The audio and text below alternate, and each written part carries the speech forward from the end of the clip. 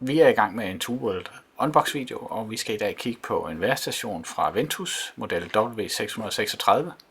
Kommer i en flot æske, som er perfekt som gave, og dermed følger dansk brugermanual, og de enkelte enheder pakket godt ind i bobleplast. Her er det udvendige termohygrometer, som indeholder 2 AAA-batterier, og den har en medfølgende clips, som man kan bruge til at hænge det med. Og her er selve værestationen, som er pakket godt ind også. Først i bobleplast og så en tynd plastfolie. Det vi skal bemærke med den her model, det er, at den er meget, meget tynd, og det er helt specielt for den her, at den har så elegant et design. Kun 10 mm tyk, og det skyldes ind og alene, at den benytter knapcellebatterier, som man kan se sidder her på bagsiden. Når man monterer batterier i den her værestation, her er lige et billede af de 2 2032 batterier, som skal bruges til hovedenheden, og AAA-batteriet, der skal sidde i udendørs termometeret. Når man som sagt monterer batterierne i værestationen, er det vigtigt at starte med udendørsenheden først, fordi hvis man gør det i omvendt rækkefølge, så får systemet ikke forbindelse mellem de 2 enheder. Så altid i udendørs termometeret først. Herefter kan man så sætte knapcellebatterierne i hovedenheden, og der går så et øjeblik, inden systemet starter op. Det starter først med at lede efter et dato- og klokkeslætssignal fra Frankfurt.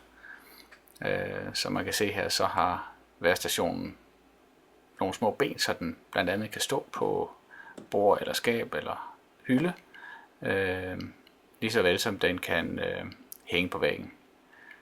En smart funktion på udendørs termohygrometeret er, at det kan både stå på en vandret flade, som er vist her, men man kan også bruge klipsen til at hænge det på et søm under udhæng eller et andet sted, hvor man vil sætte det. Og det er faktisk rigtig smart, at den har den her dobbeltfunktion. Det er der ikke mange af dem, der har. Der går et øjeblik, som sagt, inden at systemerne finder hinanden. Og i første omgang, der leder den efter klokkeslæt, men det man skal holde øje med er de 4 små streger op øverst i displayet, fordi på et tidspunkt begynder de at blinke sammen med sådan et trebue-signal. Det skete her, og så fandt den temperaturen. Nu viser den en meget lav temperatur, og det kan skyldes, at enheden har ligget i en kold kasse eller noget andet, men efter ganske kort tid, så vil de synkronisere sig, så den viser den rigtige temperatur. En rigtig smart funktion her er, at når man tager dækslet af, så springer batterierne ikke ud af sig selv. Det ville have været irriterende, fordi så ville den nulstille minimum og maksimum, og hvad den ellers har af lagrede ting.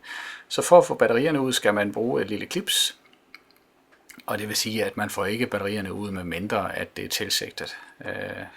Jeg prøver her at tage dem ud, og det går forholdsvis let med en clips. Der er et lille hul, hvor man sætter clipsen ned i, og så springer batteriet ud på grund af fjederen.